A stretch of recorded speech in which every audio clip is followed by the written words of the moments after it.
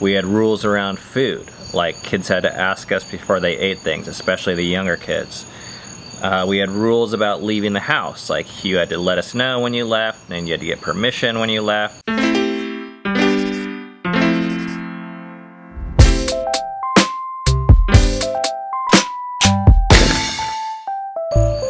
Every month this year, we've tried to do an update on how things have been going with us with living with no rules. A little bit of backstory. January 1st, 2019, this year, we did away with all house rules, which for us was a lot of things. I'm just going to give you guys like a few examples of rules that we had. We had rules around food, like kids had to ask us before they ate things, especially the younger kids. We had rules about leaving the house, like you had to let us know when you left, and you had to get permission when you left, and there were certain places you could go and certain places you couldn't go. We had rules about our schedule. We had like bedtimes and chore times and learning times and wake up times, family times and computer times. And there was rules around media, how much time you could spend on your phone, how much time you could spend on Netflix, how much time you could spend on the computer, what media sites you could go to and which media sites you couldn't go to. In a big experiment, we got rid of all that, and now we've been doing this for 8 months. And we've learned a lot. So the last 8 months haven't been very easy. Some of the challenges for me have been, one, the house has been a lot messier than when we had rules, and I found myself, I think, cleaning a lot more because I like the house not so messy. We used to have rules on chore time. Right. And I'm like, maybe we should bring that one back. The second thing that comes to my mind is I'm not going to mention any names, but some kids sleep in, and it's like 9 a.m., 10 a.m., 11 a.m. Haven't seen that kid yet. And I'm like burning to talk to them because they left this huge mess in the kitchen. So that's kind of hard. And the third thing is our 8-year-old Filia, since we don't really have a bedtime for her, some nights that's tough for me because I just kind of want to shove the little kids in bed. Like, you're in bed, you know. Rainier doesn't really technically have a bedtime either, but he doesn't really know any better, so we're just kind of like, it's time for bed. But it's a lot easier to get him in bed if Filia's in bed, or if they go to bed at the same time. But I've tried to coerce Filia to bed before, and she just goes, wait, I don't have a bedtime. And I'm like, damn it. So that's kind of hard. But there's been a lot that's been really good, some things that we've learned about this. And we want to take this opportunity to share 3 things that we've learned from getting rid of all house rules, specifically in light of this most recent story of our 16-year-old Eden deciding to go to public school for the first time, which is like right in our backyard. It's right behind that building there. And she just started, what, week 2 of that for the first time in her entire life. And this was a choice that she made completely on her own. And I think, like, before we would have been more in the mindset, like, oh, we should be pressuring to push her towards our preferences. So therefore we should talk her out of it. Yeah, well, like, basically, I don't know if it would have been a rule necessarily, and some parents will be like, oh, you are so mean for doing that, to which I would say, give me a break. Every parent does that. Most parents just do it towards the norm, which is public school, so they don't get any attention or flack for it. But every parent that I know pressures their child to make decisions that they think are best for them. And this whole no rule thing has caused us to step back from that mindset. The first lesson that we've been learning is we don't always know what's best for our kids. When they're really small, parenting is so easy. It's like, don't go in the street and get hit by a car. That's obviously what's best for you. or don't eat only candy. That seems to be what's best for you. The older the kids get, the harder this is to tell for me, because like using eat in school example, we have preferences about public school, and I think we can have a lot of observations about what's true about the dangers of public school and the benefits of unschooling or homeschooling. But that's only one angle, and there's multiple angles here. And the second major thing that we've really been facing is what happens when you believe something and your kids actually become old enough that they start to think through things and start to believe different things, at least about what they want. Mm-hmm. And what happens when you force a child or pressure a child to go with your preferences, or maybe another way of putting it is whatever you think is best, but deep down the kid doesn't believe it's best and they feel pressured to do that. Mm-hmm. What I've noticed happens is whatever it is, and it can be a really good thing, like go to bed on time, or, you know, homeschool, or exercise. But when you force a kid to do it and they feel like they're doing it based on fear, oftentimes it seems to backfire in the long run. In the short run it works good, but we've been learning that we want to parent the best way that's going to have the best impact on our child and our relationship for the long run. And for that to happen, it's been so humbling to just say for a lot of things, we don't know what's best for you. And that's actually okay.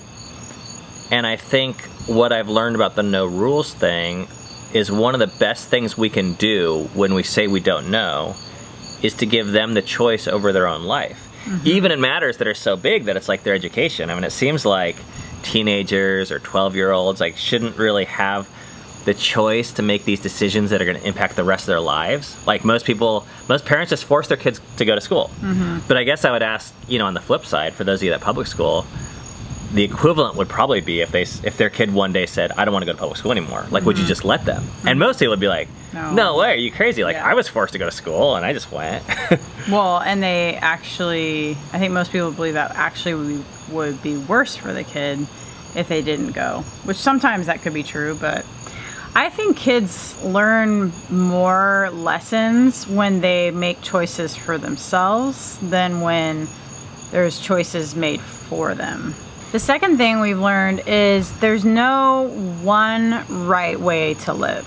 When Eden came home the first day of school, she said that it was underwhelming.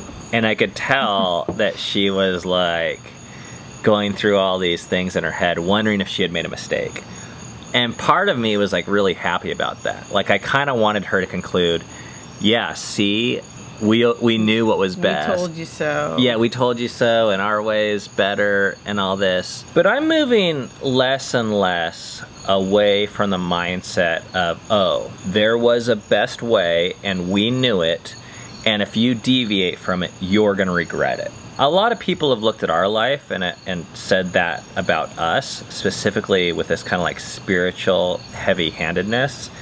And I think we used to have that type of relationship with our kids where we're like, hey, you do what we say, and if you deviate from it, you're going to learn the hard way. There's this narrow path, and if you don't go down that, you're going to be screwed, basically.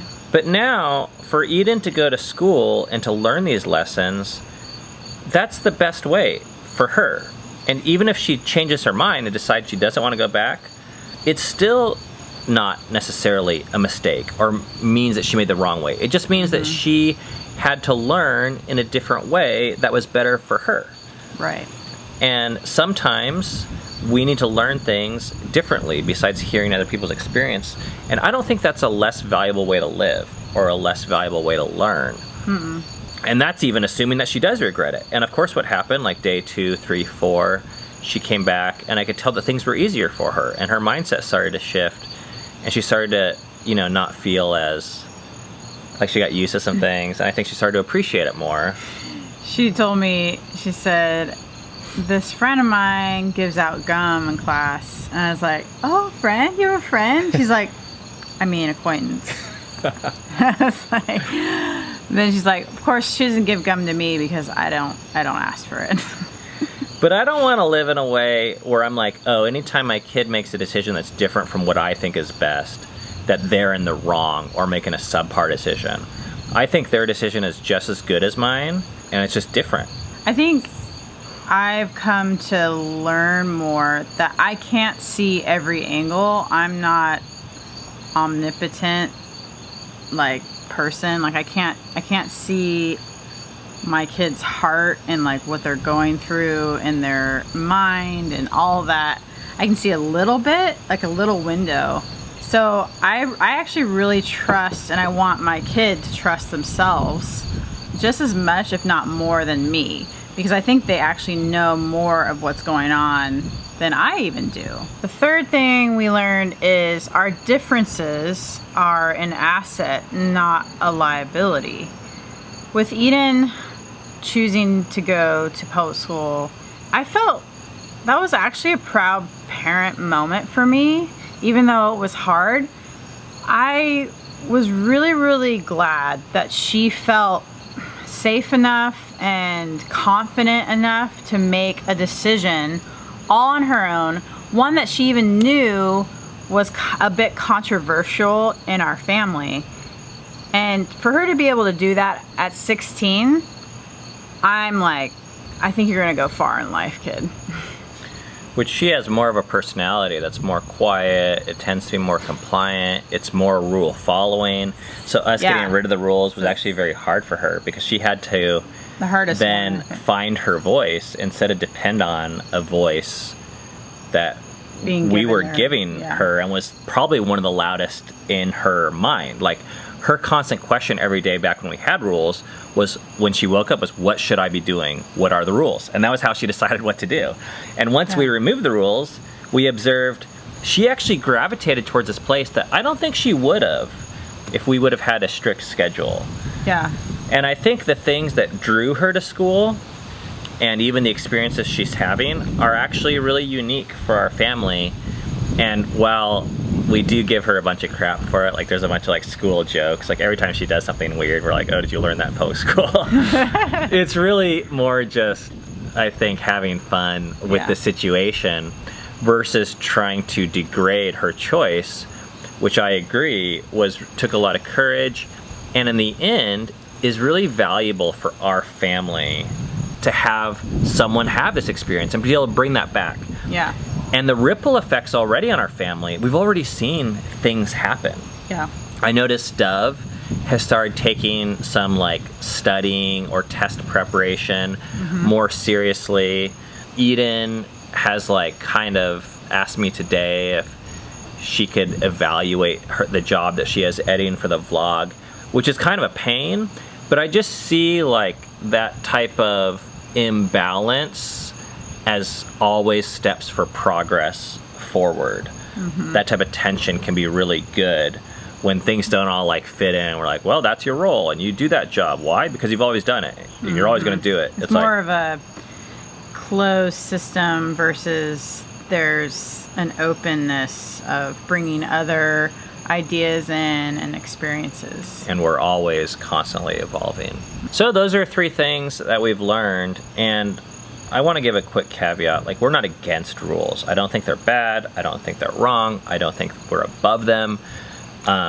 We've like benefited greatly from them in the past, but this is an experiment that has helped us see that rules have their limitations and they have pros and cons, and it's been really fun to see that. Yeah, and I think especially in having 4 teenagers, almost teenagers, it's been a really good time to experiment with this, because I mean, for those of you who have teenagers will understand that they actually already do this on their own. Like, they already want less rules. They want to be more of their own agency. And so I think this was timely too, where these kids were kind of ready for this. And historically, we're a channel about togetherness and relationship and the greatness of family potential. But deep down, we believe that the best thing we could ever do for our family is to have the individual members of the family thrive into who they are and how they're unique and what they're made to do. I think this no rules thing is just one step closer to us being able to think about that and understand that. And while it was really nice and convenient for the family for certain seasons to have a lot of structure and a lot of rules, it's also nice now to see individuals more for who they really are instead of just, you know, who the rules kind of force them to be. Okay, so we're gonna end off with a question for you guys. And that question is, are there any rules in your house that you would consider giving up for 1 month just as an experiment to give your kids more freedom and to understand more who they are? So, you don't have to commit to this, but if you're even wondering about it, I want you to put that rule down in the comment below. It could even be an unspoken rule. Yeah, a lot of ours actually were. Yeah, they weren't like written down, but as soon as it got broke, the kids knew about it. I didn't know you had to have a rule that was like, don't sleep until 1. That was like an unwritten rule, but we had it. Don't be a lazy. So put that below, and I think what I'd like to do, if you want to do this, next month I want to follow up on it, and I want to hear some stories from you guys about how it was for you. That'll be interesting. See how that goes. Yeah. All right. We'll see you guys tomorrow.